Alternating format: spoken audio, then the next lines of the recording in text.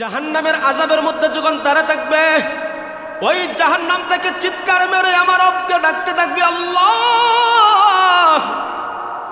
ওই জাহান্নামের অতি গহীন থেকে যখন আমার রবকে ডাকবে, আমার আল্লাহ জাহান্নামের দারোগাকে ডাক দেয়া বলবেন, কে রে এই মুহূর্তে আমারে ডাকে? ডাকার তো কথা না। ফেরেশতারা বলবে, আল্লাহ, দুইজন জাহান্নামী তোমারে ওই জায়গার মধ্য থেকে তোমারে ডাকতেছে। আল্লাহ বলবেন, উঠাই আনো, তাদের সাথে একটু কথা আমি বলি। আল্লাহ পাক রব্বুল আলামিন ওই দুই জাহান্নামী সামনে আনবেন। আল্লাহ বলবেন, তোমরা ওই জায়গাতে আমাকে কেন ডাকতেছ? ওই জাহান্নামী দুইজন বলবে, আল্লাহ, আমরা তো দুনিয়াতে আপনি রহমান, আপনি রহিম, আপনার দয়া মায়া কত শুনলাম, কিন্তু আজকে জাহান্নামের ভিতরে আমরা আছি, কোনো মায়া পাইলাম না, কোনো দয়া পাইলাম না। আল্লাহ বলবেন, হে জাহান্নামী দূর, আমি তোমাদের উপর যে বিচার করেছি, এই বিচারের মধ্যে আমি কোনো 19-20 করেছি না, না, আপনি ইনসাফ করেছেন, এই জন্য তো আমরা জাহান্নামে আছি। তারপর একটু দোয়া চাই। আমার আল্লাহ বলবেন, আমার দয়া হইল তোমাদের উপরে, এই আদেশ, তোমরা যেখানে ছিলা জাহান্নামে তোমরা আবার চলে যাও, এটাই হলো এই মুহূর্তে আমার দয়া। এই কথা বলতে না বলতে একজন জাহান্নামী খুব দ্রুত গতিতে জাহান্নামের মধ্যে চলে যাবে। আল্লাহর নবী, মায়ার নবী বলেন, ওই যে বান্দা খুব দ্রুত গতিতে জাহান্নামে যাওয়ার জন্য দৌড় মারবে, ওই বান্দা জাহান্নামে পড়তে না পড়তে ওই জাহান্নামটা তার জন্য আরামদায়ক জান্নাত হয়ে যাবে। বান্দারা যখন দৌড় মারছে, জাহান্নামে গেছে, মূলত জাহান্নামে গেছে, আল্লাহ ওই জাহান্নামকে আরামদায়ক বানাই দিছে। দাঁড়ায় রয়েছে একজন, আল্লাহ বলবেন, যাও, তোমার সাথী তো চইলা গেল, তুমি দাঁড়াইলা কেন? এবার ওই লোকটা ডাকতে বলে, মালিক আমার সাথী জাহান্নামে চলে গেছে, আমি একবার তার দিকে তাকাই, একবার আপনার দিকে তাকাই। কেন জানেননি গো রব আমার? আমি চাই একটা সময় নিয়ে আপনি আমারে বলেন, বান্দা, তোরেও আমি এই মুহূর্তে মাফ করে দিলাম, এই দয়াটা আমি চাই। যদি আপনি বলে দেন, তাইলে তো আমার এই জাহান্নামটা আরামদায়ক হয়ে যাবে, এই আশায় আমি এখনো দাঁড়ায় আছি। আল্লাহর ওই সময় তার দয়ার সাগরের মধ্যে ঢেউ খেলতে থাকবে। আল্লাহ বলবেন, যা বান্দা, তোর অন্তরে যে এমন ধারণা আছে, আমি আল্লাহ তোরেও মাফ করে দিলাম। أما بعد فأعوذ بالله من الشيطان الرجيم. بسم الله الرحمن الرحيم. وعباد الرحمن الذين يمشون على الأرض هونا وإذا خاطبهم الجاهلون قالوا سلاما والذين يبيتون لربهم سجدا وقياما والذين يقولون ربنا اصرف عنا عذاب جهنم إن عذابها كان غراما إنها ساءت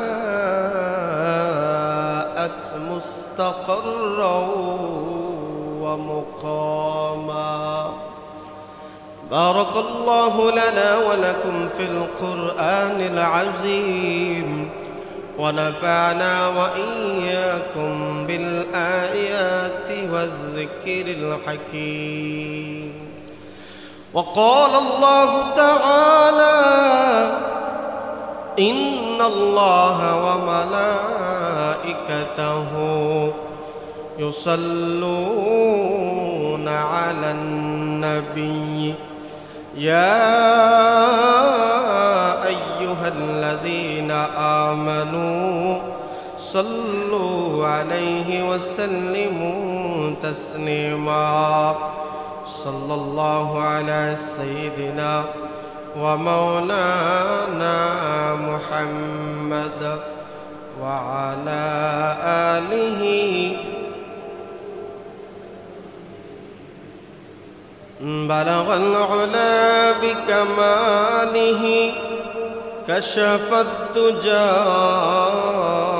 بجماله حسنت جميع خصاله صلوا عليه وآله لا إله إلا الله لا إله إلا الله لا إله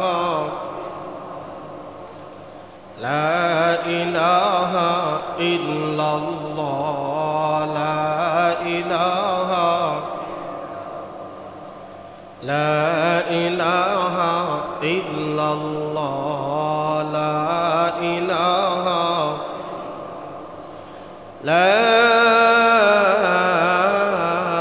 إله إلا الله محمد رسول الله صلى الله عليه وسلم الحمد لله আল্লাহ পাক রব্বুল আলামিনের দরবারে অসংখ্য অগণিত নিয়ামতের শুকর আদায় করছি, যিনি আমাকে আপনাকে দয়া করে মায়া করে আল্লাহর ঘর মসজিদে আসার বসার কিছু কথা বলা এবং শোনার জন্যে আল্লাহ পাক আমাকে আপনাকে তৌফিক দান করেছেন।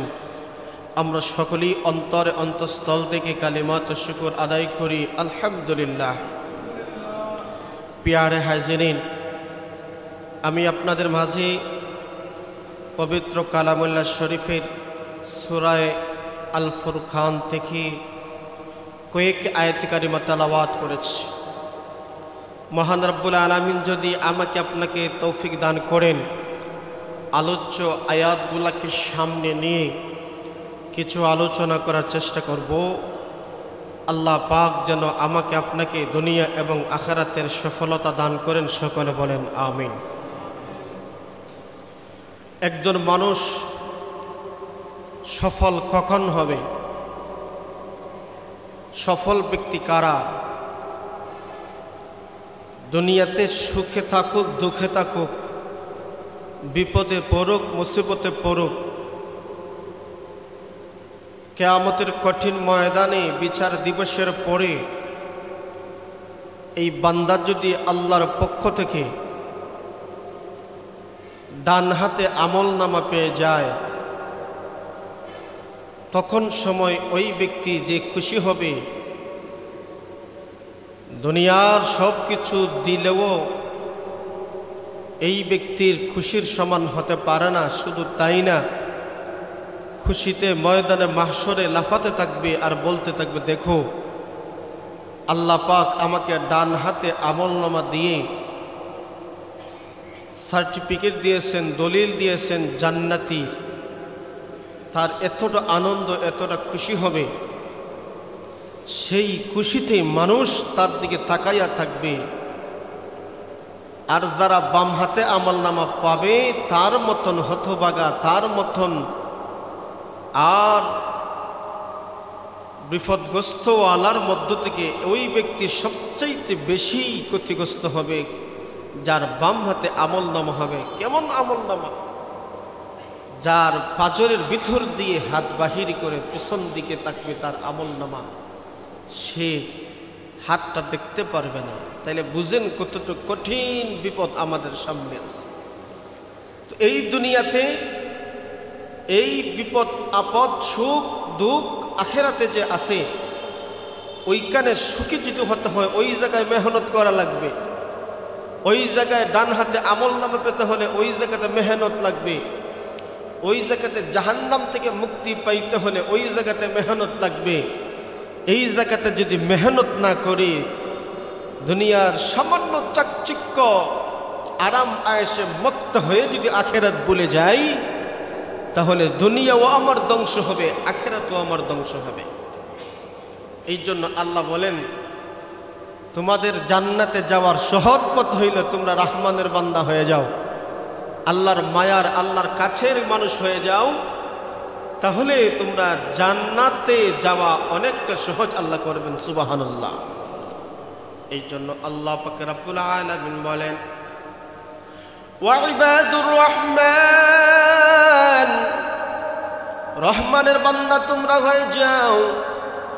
দুনিয়াতে দেখবা যদি বড় লোকের বন্ধু হয়, দুনিয়াতে দেখবা তোমরা এমপি মন্ত্রী যদি কাছের মানুষ হয়, তাহলে দেখবা ওই মানুষটা বিভিন্ন জিনিস ছাড় পেয়ে যায়, বলে আমি কাছের লোক অমুকের। আল্লাহ বলেন তোমরা যদি আমার কাছের বান্দা বান্দি হয়ে যাও, তাহলে জাহান্নাম থেকে মুক্তি পেয়ে যাবা, জান্নাতি হয়ে যাবা। সুবহানাল্লাহ। আল্লাহ বলে বান্দারে, তোমরা আল্লাহর কাছের বান্দা বান্দি যদি হতে হয়, আল্লাহ সূরা ফুরকানের 12টা গুণ আল্লাহ আলোচনা করেছেন। 1 নম্বর গুণ আল্লাহ বলেন, আল্লাযীনা ইয়ামশুনা আলাল আরদি হাওনা। আল্লাহ বলে বান্দারে, তোমরা জমিনের মধ্যে নম্র ভদ্র ভাবে চলো। আল্লাহ পাক রব্বুল আলামিন অন্য আয়াতে বলেন, ওয়ালা তামশি ফিল আরদি মারহা। আল্লাহ বলেন জমিনের মধ্যে অহংকার নিয়ে উদ্যত ভরে চলিও না, নম্রভাবে চলো। 1 নম্বর গুণ আল্লাহ বলেন, দুনিয়াতে তোমরা চলবা কিভাবে? নম্রভাবে চলবা, ভদ্রভাবে চলো, শালীনভাবে চলো। চলাফেরার মধ্যে অহংকার আনিও না, চলাফেরার মধ্যে তোমরা অন্তরের মধ্যে অহংকার আনিও না, জমিনের মধ্যে নম্রতা বজায় রেখে চলবা। 2 নম্বর আল্লাহ বলেন, আল্লাহ পাক রব্বুল আলামিন বলেন, যখন মানুষের সাথে কথাবার্তা বলবা, কোনো মানুষ যদি তোমার সাথে কোনো ঝগড়া বাঁধায়, কোনো মানুষ যদি অশ্লীলতা কথা বলে, আল্লাহ পাক রব্বুল আলামিন বলেন, ওয়া ইযা খাতাবাহুমুল জাহিলুনা ক্বালু সালামা। কোন মূর্খ লোক যদি তোমার সাথে ঝগড়া বাঁধাতে চায়, কোনো অশালীন কথাবার্তা বলে, আমার আল্লাহ বলে বান্দারে, ওই বান্দার সামনে ক্বালু সালামা, তার শান্তির জন্য দোয়া করে তুমি চলে যাও। তার সাথে অশ্লীলতার কথার মধ্যে তোমরা জড়িয়ে যেও না, কারণ ভালো এবং মন্দ এক হতে পারে না। কথা বলে ঠিক নেই? ভালো এবং মন্দ এক হতে পারে না। অন্যত্র আল্লাহ তাআলা বলেন, ওয়ালা তাস্তাউিল হাসানাতু ওয়ালাস সাইয়্যিআ ইদফা বিল্লাতী হিয়া আহসানু ফাইযাল্লাযী বাইনাকা ওয়া বাইনাহু আদাওয়াতুন কাআন্নাহু ওয়ালিয়্যুন হামীম। আমার আল্লাহ পাক আমাদেরকে বলেছিলেন, আমাদেরকে বুঝাইছিলেন, আমরা কিন্তু বুঝি নাই, আমরা কিন্তু জানি নাই, আরো তাদের উল্টো তাদের বিপক্ষে আমরা অবস্থান নিয়েছিলাম। আল্লাহ পাক রব্বুল আলামিন বলবেন, ফেরেশতারা এদেরকে উপর করে জাহান্নামের মধ্যে ডুবাইয়া দাও। জাহান্নামে তারা যে ডুববে কতকাল থাকবে? 1 বছর, 10 বছর, 20 বছর? না না, আল্লাহ পাক রব্বুল আলামিন বলবেন, খালিদিনা ফিহা, তারা চিরকাল জাহান্নামের মধ্যে থাকবে। এই দুনিয়ার একটা শেষ আছে, এই দুনিয়ার একটা শেষ আছে, আবার একটা শুরু হবে। যেই ময়দানে মাহশর, যেই দিনগুলো শুরু হবে, সেই দিনে আর কোনো শেষ হবে না। এর দ্বারা আমার আল্লাহ বুঝাইলো, জাহান্নামীর যখন জাহান্নামের মধ্যে ঢুকবে, কাফের মুশরিকরা যখন জাহান্নামের মধ্যে আমার আল্লাহ ঢুকায় দিবে, ওই জাহান্নামে যে ডুববে আর কোনোদিন ওইখান থেকে বাগির হবে না। তো কাফের মুশরিকদের কত শাস্তি, কাফের মুশরিকদের কত শাস্তি। এই জায়গা বড় ভালো জায়গা না, জাহান্নাম ঠিকানা বড় ভালো ঠিকানা না, ভালো জায়গা না। ওই জায়গা থেকে বাঁচার জন্য রহমানের বান্দার যদি হতে হয়, তুমি আল্লাহর কাছে দোয়া করতে হবে। যেই কথা বলেছিলাম, কাফের মুশরিক সোজা চলে যাবে জাহান্নামে, আর ইমানদার বান্দা বান্দের হিসাব যখন শুরু হবে, কিছু কিছু মানুষ ইমান থাকার কারণে আমল দুর্বল, এরাও সাময়িক জাহান্নামে যাবে। কোথায় যাবে? সাময়িক জাহান্নামে যাবে। ইমান আছে, দুর্বল, আমল কম, সাময়িক জাহান্নাম। আল্লাহ রাসূল সাল্লাল্লাহু আলাইহি ওয়াসাল্লাম বলেন, ইমানদারের কত দাম, ইমানের কত দাম। আল্লাহর নবী, মায়ার নবী বলেন, কাহারো যদি জবের দানা পরিমাণ ইমান থাকে, কাহারো যদি জবের দানা পরিমাণ ইমান থাকে, গমের দানা পরিমাণ ইমান থাকে, সরিষা পরিমাণ ইমান থাকে, জাররা পরিমাণ ইমান থাকে, জাররা সামান্য জিনিস। জাররা এমন একটা জিনিস আমাদেরকে হুজুররা দর্শের মধ্যে বুঝাইতেন যে জাররা জিনিসটা বুঝতে হলে অনুবীক্ষণ যন্ত্র ছাড়া এটা অনুমান করা যায় না, বোঝা যায় না। অনুবীক্ষণ যন্ত্র দিলে ওই জিনিসটা দেখা যায়। আপনারা দেখবেন সকালে ভোরের রৌদ্র যখন ওঠে, কোনো টিনের ছিদ্র যদি ফাঁকা থাকে, খালি থাকে, খানা থাকে, দেখবা অনেক সময় ছোট ছোট ধুলি কোনা উড়ে দেখা যায় কি দেখা যায় না? এত সামান্য জিনিস দেখা যায়, এর ছাই তার ক্ষুদ্র জাররা। এই ছোট্ট জিনিসটারও সমপরিমাণ যদি ইমান থাকে, বান্দা বান্দির অন্তরে যদি ইমান থাকে, আল্লাহর নবী, মায়ার নবী বলেন, ওই বান্দারা জাহান্নামের মধ্যে যখন চলে যাবে, জাহান্নামে জ্বলতে জ্বলতে শাস্তি ভোগ করতে করতে একটা সময় ওই জাররা পরিমাণ ইমানের বদৌলতে আমার আল্লাহ এই দুনিয়ার 10টার সমান একটা জান্নাত দান করবে। তাহলে ইমানের দাম আছে না নাই? সামান্য পরিমাণ ইমানের কত দাম, কিন্তু এই সামান্য পরিমাণ ইমানটাও নিয়ে যাওয়া বড় কঠিনদায়ক হবে। সামান্য পরিমাণ ইমানটাও নিয়ে যাওয়া বড় কঠিনদায়ক হবে। কারণ ফেরেশতারা যখন আপনার সামনে হাজির হয়ে যাবে রূহটা বের করার জন্য, ওই জাহান্নামী ফেরেশতাদেরকে দেখলে মানুষ পাগল পরা হয়ে যাবে। নবী বলেন, শুনো, এমন বিভৎস অবস্থায়, এমন বিদ্রুপ হালতে ফেরেশতাদেরকে তার সামনে হাজির করা হবে। একজন জাহান্নামী মানুষের সামনে এমন বিশ্রী আকারে ফেরেশতারা আসবে, মানুষ যখন ওই জাহান্নামী ফেরেশতাদেরকে দেখবে, দেখার সাথে সাথেই তার অন্তর থেকে আল্লাহ রাসূল অটোমেটিক অনেকেই ভুলে যাবে, অনেকেই ভুলে যাবে তার এই অবস্থা থেকে। শুধু তাই না, নবীজি বলছেন, একজন জাহান্নামী মানুষ যখন, বদকার মানুষ যখন দুনিয়া থেকে বিদায় নেয়, ওই মানুষের সামনে ফেরেশতার হালতটা এমন হবে, এত বিশ্রী হবে, এত লম্বা গর্দনা হবে, এত লম্বা গাড় হবে। নবীজি বলছেন, যদি ওই জাহান্নামী মানুষের মাথার মধ্যে ওই জাহান্নামী ফেরেশতা যে রূহটা কবজ করবে, ওই ফেরেশতার মাথার মধ্যে যদি তামাম দুনিয়ার পানি যদি তার মাথায় দেওয়া হয়, তাহলে 1 ফোঁটা পানি গর্দান বেয়ে জমিনে যাবে না। কি বুঝলাম? কত বড় মাথা হবে, আর তার মাথার মধ্যে কি পরিমাণ চুল হবে। এরকম বিদ্রুপ জিনিস দেখলে মানুষ তো এমনি শেষ। রাত্রে 12টা 1টার সময় আপনি রাস্তার গল্লি দিয়ে হাঁটতেছেন, আপনার কারেন্টও নাই, আবার অন্ধকার, হঠাৎ করে একটা ব্যাঙ ফাল দিয়ে চলে গেছে, আপনি কাগজের আওয়াজ শুনিয়াই ফেডের মধ্যে মুসর মারে। তখন ঠিক নেই, কি জানি আমার পিছনে এক বই দেখা যায়, এখন বেচারা আর হুশই নাই। এরকম হয়নি না? হয় না? সামান্য জিনিস। কিন্তু এই মালাকুল ফেরেশতা যে আসবে, জাহান্নামের বিদ্রুপকারী যে ফেরেশতা রূপ ধারণ করে আসবে, ওই মানুষ যখন দেখবে, দেখার সাথে সাথে হুঁশ হারিয়ে যাবে। কি ইমান তার ভিতরে থাকবে কি থাকবে না? তো দুনিয়ার হালতে যদি রবের সাথে সম্পর্ক থাকে, দিনের সাথে সম্পর্ক থাকে, আমার রাসূলের আদর্শের সাথে সম্পর্ক থাকে, তখন আমার আল্লাহ এমন সুন্দর রূপ দিয়ে ফেরেশতা পাঠাইবেন, এটা দেখলেই তার অন্তর ভরে যাবে। সুবহানাল্লাহ। যেই কথাটা আমি আপনাদেরকে বলতে চাই, একজন ইমানদারের কত দাম। যারা পরিবার ইমান নিলে একটা সময় আল্লাহ তাআলা তাকে শাস্তি দিয়ে আমার আল্লাহ জান্নাতে পাঠায় দিবে। হাদিস শরীফের মধ্যে পাওয়া যায়, 2 জন জাহান্নামের বর্ণনা হাদিস শরীফে উল্লেখ করেছেন। হাজার বছর জাহান্নামে ওই 2 জন মানুষ জাহান্নামের মধ্যে আযাবের মধ্যে থাকবে।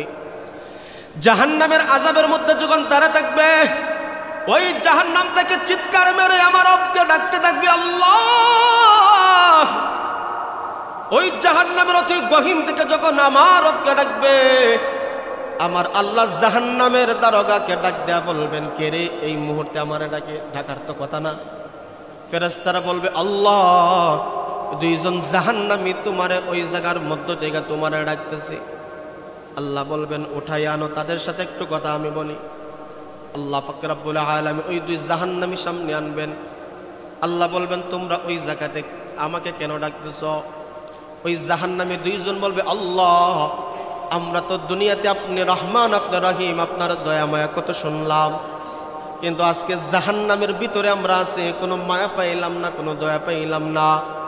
আল্লাহ বলবেন, হে জাহান্নামী দল, আমি তোমাদের উপর যে বিচার করেছি এই বিচারের মধ্যে আমি কোনো 19-20 করেছি না, না আপনি ইনসাফ করেছেন, এই জন্য তো আমরা জাহান্নামে আছি। তারপর একটু দোয়া চাই। আমার আল্লাহ বলবেন, আমার দয়া হইল তোমাদের উপরে, এই আদেশ, তোমরা যেখানে ছিলা জাহান্নামে তোমরা আবার চলে যাও, এটাই হলো এই মুহূর্তে আমার দয়া। এই কথা বলতে না বলতে একজন জাহান্নামী খুব দ্রুত গতিতে জাহান্নামের মধ্যে চলে যাবে। আল্লাহর নবী, মায়ার নবী বলেন, ওই যে বান্দা খুব দ্রুত গতিতে জাহান্নামে যাওয়ার জন্য দৌড় মারবে, ওই বান্দা জাহান্নামে পড়তে না পড়তে ওই জাহান্নামটা তার জন্য আরামদায়ক জান্নাত হয়ে যাবে। বান্দারা যখন দৌড় মারছে জাহান্নামে গেছে, মূলত জাহান্নামে গেছে, আল্লাহ ওই জাহান্নামকে আরামদায়ক বানাই দিছে। দাঁড়ায় রয়েছে একজন, আল্লাহ বলবেন, যাও তোমার সাথী তো চইলা গেল, তুমি দাঁড়াইলা কেন? এবার ওই লোকটা ডাকতে বলে, মালিক আমার সাথী জাহান্নামে চলে গেছে, আমি একবার তার দিকে তাকাই, একবার আপনার দিকে তাকাই, কেন জানেননি গো রব আমার? আমি চাই একটা সময় নিয়ে আপনি আমারে বলেন, বান্দা তোরেও আমি এই মুহূর্তে মাফ করে দিলাম, এই দয়াটা আমি চাই। যদি আপনি বলে দেন তাইলে তো আমার এই জাহান্নামটা আরামদায়ক হয়ে যাবে, এই আশায় আমি এখনো দাঁড়ায় আছি। আল্লাহর ওই সময় তার দয়ার সাগরের মধ্যে ঢেউ খেলতে থাকবে। আল্লাহ বলবেন, যা বান্দা, তোর অন্তরে যে এমন ধারণা আছে আমি আল্লাহ তোরেও মাফ করে দিলাম। এই দুই জাহান্নামীকে আমার আল্লাহ পাক রব্বুল আলামিন সামান্য কৌশলের বিনিময়ে আল্লাহ পাক রব্বুল আলামিন তাদেরকে মাফ করে দিবেন। এই জন্য দোস্ত আহবাব, যদি ঈমান থাকে একটু জান্নাতের আশা করা যায়, একটু ঈমান যদি থাকে জান্নাতের আশা করা যায়, আর যদি ঈমান না থাকে জান্নাতের গ্রানেরও আশা করা যায় না।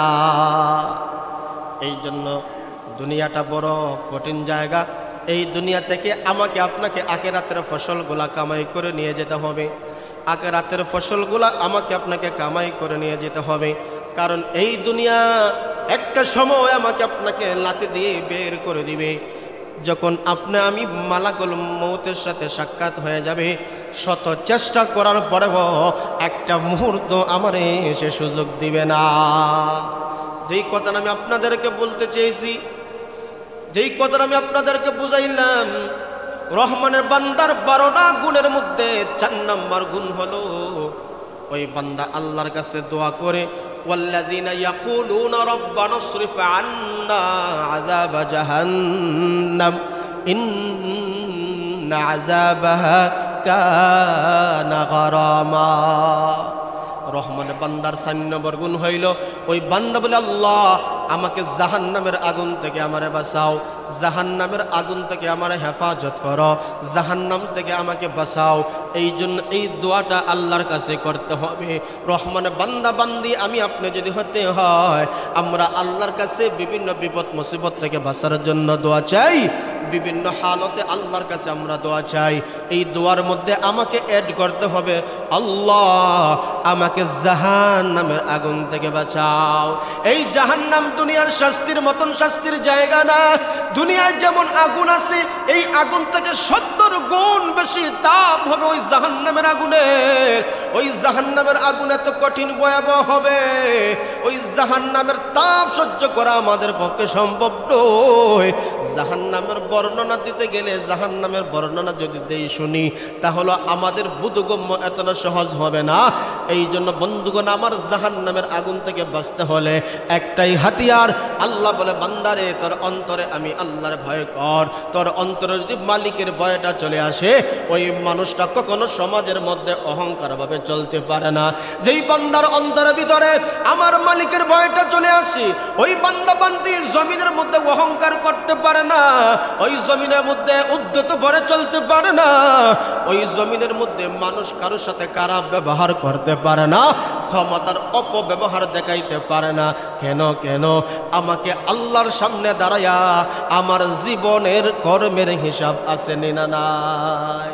এই কথাটাই মানুষের জিন্দেগি পরিবর্তন আনতে পারে। নতুবা পৃথিবীতে যত বাহিনী থাকুক না কেন, যত বিচার আচার থাকুক না কেন, যদি বান্দার অন্তরে কিয়ামতের কঠিন ময়দানের কথা না আসে ওই বান্দার চরিত্র পরিবর্তন হবে না। এই জন্য আল্লাহ বলেন রহমানের বান্দা তুমি যদি হতে যাও তুমি জাহান্নামের আগুন থেকে বাঁচার জন্য আল্লাহর কাছে দোয়া চাও যে আল্লাহ আমাকে জাহান্নামের আগুন থেকে বাঁচাও, জাহান্নামের আগুন থেকে বাঁচাও। জাহান্নাম খুব ভয়াবহ একটা জায়গা। এই জন্য আল্লাহ বলছেন ইন্না আযাবাহা কানা গরামা, এটা এমন একটা জায়গা সব একবারে বিনাশ করে দিবে, সব বিনাশ করে দিবে। গরামা এমন একটা বিনাশ আমরা দুনিয়াতে দেখি কোনো কষ্ট কোনো দুঃখ কোনো মুসিবত আমার উপর যখন আসে একটা সময় এটা শেষ হয়ে যায়, মানুষ আবার একটু স্বাভাবিক হয়ে যায়। কোনো শাস্তি পাইলেও একটা সময় শেষ হয়ে স্বাভাবিক হয়ে যায়। কিন্তু আল্লাহ বলেন গরামা, এটা এমন শাস্তি শুরু হবে, এমন শাস্তি শুরু হবে তার আর শেষ নাই, এটা চলতেই থাকবে চলতেই থাকবে। কারণ এমন একটা জীবন আমাদের সামনে পড়ে রয়েছে, এমন একটা জীবন আমাদের সামনে হায়াত পড়ে রয়েছে, একটা জিন্দেগি পড়ে রয়েছে, এই জিন্দেগির কোনো শেষ নাই।